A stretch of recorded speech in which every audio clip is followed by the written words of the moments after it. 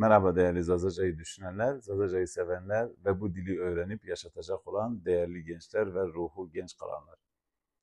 Ana dilimiz Zazaca'nın yaşaması, ilim ve kuvvetinin anlaşılması için bu dile gereken değeri vermenizi önemli rica ediyorum.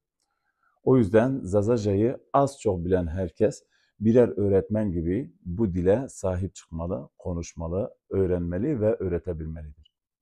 Ve en önemlisi birey bu eşsiz dilin ruhunu günlük hayatının bir parçası haline getirmelidir.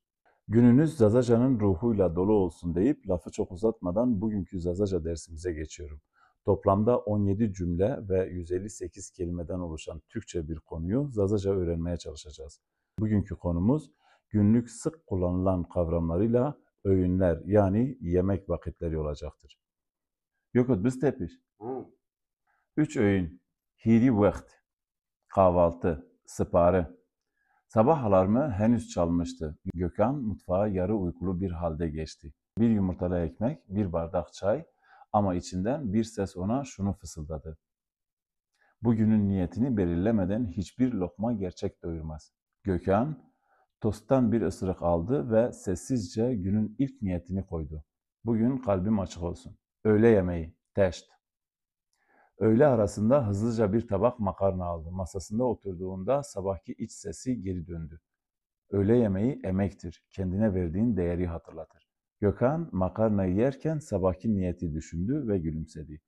Bu kez kendi kendine dedi ki paylaştıkça çoğalacağım. Yemeğinden birazını iş arkadaşı Ayşe'ye uzattı. Ufak bir jesti ama içini beklenmedik bir sıcaklık kapladı. Akşam yemeği, şüm. Gün sonunda yorgun argın eve döndü. Akşam için sadece bir kase çorba ısıttı. Kaşığı eline aldığında aynı iç ses yine belirdi. Akşam yemeği şükür zamanıdır. Günün yükünü bırakma vaktidir. Gökhan çorbasını sakince içerken gözlerini kapadı ve düşündü. Bugün öğrendiklerimi yarına taşımak istiyorum. Son lokmayı yuttuğunda fark etti. Aslında öğünler karın doyurmak için değil, ruhun konuşması için 3 ayrı kapıymış. Cümle 1.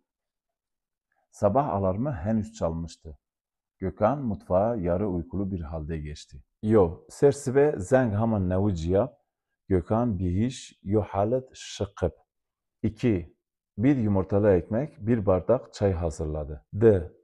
Yol ve lehaku yo şuşe çay ki hadre. 3. İçinden bir ses ona şunu fısıldadı. Bugünün niyetini belirlemeden hiçbir lokma gerçek doyurmaz. Zerre yara yo veng tra inava. Hattu niyet belunyab çerre yo peru raşta ço mert neke. 4.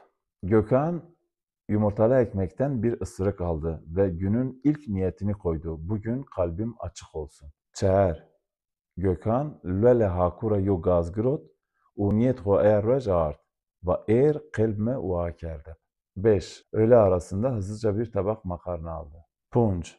Vakt teştit lezebez yo tase makarni grot. 6. Masasına oturduğunda sabahki iç sesi geri döndü. 6. Kek taht sıfrid nıştrue veng zerre yo sersibeyin peserome. 7. İç ses ona şöyle dedi. Öğle yemeği emektir. Kendine verdiğin değeri hatırlatır. Vengzer yara inava.